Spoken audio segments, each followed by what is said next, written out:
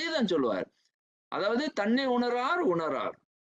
அப்போ அதாவது தன்னை உணர்பவர்கள் என்னைக்குமே தன்னை அர்ச்சித்து நிற்பார்கள் அப்படின்ற ஒரு அழகான சொல்லியும் அவரும் அந்த அதாவது அந்த பாடல்ல அவருடைய திருமந்திரத்துல சொல்லுவார். ஆனா இங்க இன்னொரு வரியை நீங்க பாருங்க. எவ்வளவு அழகாக அதாவது பயன்படுத்தி இங்க அந்த அந்த மெய்கண்டாரினுடைய அடுத்த உச்சத்தை நீங்க பார்க்கலாம். உடங்கு இயந்து தமிழ் புணராமை அப்படின்ற ஒரு கருத்தை மீண்டும் வைக்கிறாங்க.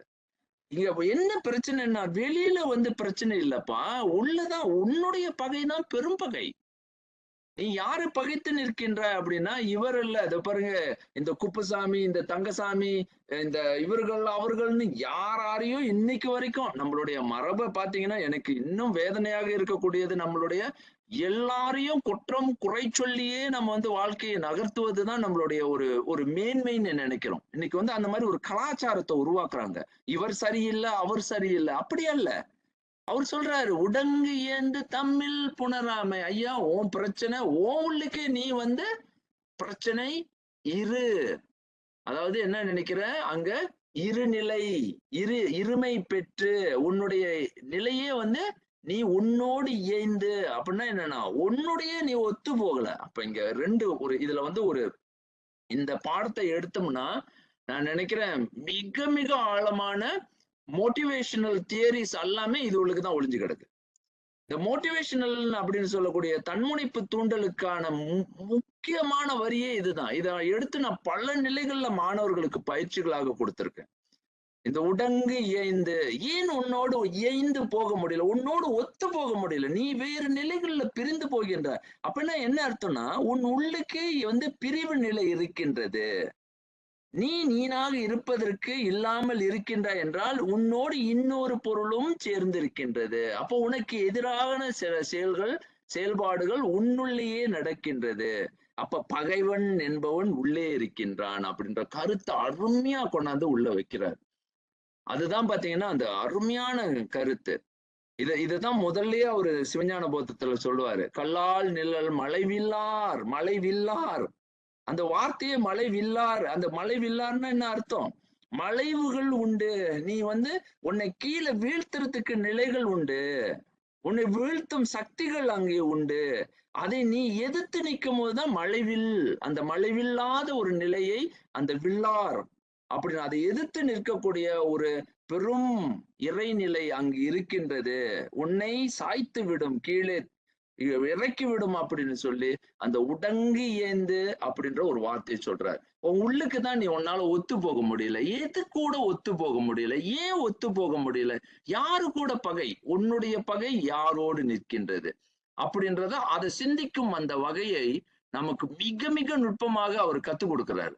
உடங்கு ஏய்ந்து உன் உள்ளே உன்னால் ஒத்து போக செல்ல முடியாமல் தமிழ் புணராமை.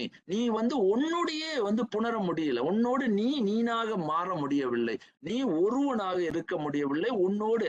அதுதான் இந்த வரியை மீண்டும் வலியுறுத்தும் சொல்லாக மாறுது. நான் இந்த வரியை திருப்பி சொல்றேன். அதாவது சுப்ரீம் இன்டலெக்ட்னு இருந்தாதான் இமென்ஸ் கண்ட்ரோல் ஓவர் தெம்செல்ஃப். ஒவ்வொருவரும் தன்னுடைய உணர்ந்து தன்னுணர்வார். அந்த ஆளுமை பெறுவதற்கு நீ என்ன வேணும்னா தமிழ் புணராமை. அப்ப இங்க இரு நிலைகள்ல அந்த மனம் போராடுது. இத பார்க்க போறோம். இது ஏன் இந்த மாதிரியான இருமை நிலை பெற்று மனிதன் உள்ளே போராடுகின்றார் அப்படின்னு. உடங்கியந்து Tamil புணராமை. Those who do disagree with their authentic self and rely on superficiality will be in disagreement with themselves. உள்ளொன்று வைத்து புறம் ஒன்று பேசுவார், உறவு களவாமை வேண்டும். Avoid relationship with those who are in disagreement with themselves. அதாவது இது வள்ளலார் என்ன சொல்றாருன்னா, ஐயா நீ பாரு, நீ யாரோடலாம் போய் மோதுறன்னா நீ எல்லாரோடையும் போய் மோதுற, ஆனா ஒருத்தவங்களை கவனமா பார்த்துக்கோ. ஏன்னா உள்ள ஒண்ணு வச்சு வெளியே வச்சு அப்ப ரெண்டு நிலைகள் இருக்கின்றன அப்படி. இப்பதான் இந்த ஒரு பொருட்சொல் வெளியே வருது பாருங்க. அப்ப யார் அந்த இரண்டு பொருள்? உள்ளொன்று புறம் ஒன்று. உள்ள ஒரு நிலை, வெளியே ஒரு நிலை. அப்போ நம்ம என்ன பண்றோம் அப்படின்னா, நம்மை நாமே ஒரு நிலை மனிதர்களாக இல்லாமல் நாம முகமுடிக்காரர்களாக மாறுறோம். அதிகமா நம்ம என்ன செய்யறோம்? முகமுடி போடுறோம். மற்றவங்களை திருப்திப்படுத்துறதுக்கான ஒரு முகமுடி, ஒரு ஒவ்வொருத்தருக்கும் நம்ம வந்து வெவ்வேறு நிலைகள்ல முகமூடிகளை போட்டு நம்மை நாமே ஏமாற்றும் அந்த ஒரு முறையியலை மறுக்கும் வகையில நீனாக இருக்க வேண்டும். எல்லா நிலைகள்லயும் உனது உண்மை நீனாகவே வாழும் அந்த ஒரு முயற்சி. இது வந்து இதனுடைய எக்ஸ்ட்ரீம் தீவிர நிலையில அது என்னவா மாறுதுன்னா dissociative identity disorder, multiple personality disorder ஒரு மனிதனுக்கு ஏற்பட்டுருது. அப்ப என்னவாவான், அவன் ஒருத்தர்கிட்ட ஒரு மாதிரி பழகுவான், இன்னொருத்தர்கிட்ட வேற மாதிரி பருவான். அப்போ அவன் வந்து ஒரு தந்தையாக இருக்கும் பொழுது தனது குழந்தைகள்கிட்ட பேசும் பொழுது அவன் ஒரு நிலையில் பேசுவான். அங்க போனோட அது உண்மைதான். அந்தந்த நிலைப்பாட்டுக்கு நம்ம மாறணும். ஆனா இங்க என்னன்னா உன் நிலையில் அந்த உண்மையில் அந்த உள்பகையில் அந்த உள்பகை இப்ப பாத்தீங்கன்னா சில பேர் சொல்லுவாங்க, இத பாரு அவங்க வீட்டுல உள்ள பகையை எடுத்துட்டு வந்து ஒரு டீச்சர் வந்து என்ன செய்யறாங்கன்னா, ஒரு ஆசிரியர் என்ன பண்றாரு, மாணவர்கள்ட்ட காட்டுறாரு. அங்கதான் பாருங்க அந்த பகை அங்க வெளிப்படும். இதுதான் டிப்ரெஷன். இதுதான் வந்து ஃப்ராய்ட் சொல்லுவாரு.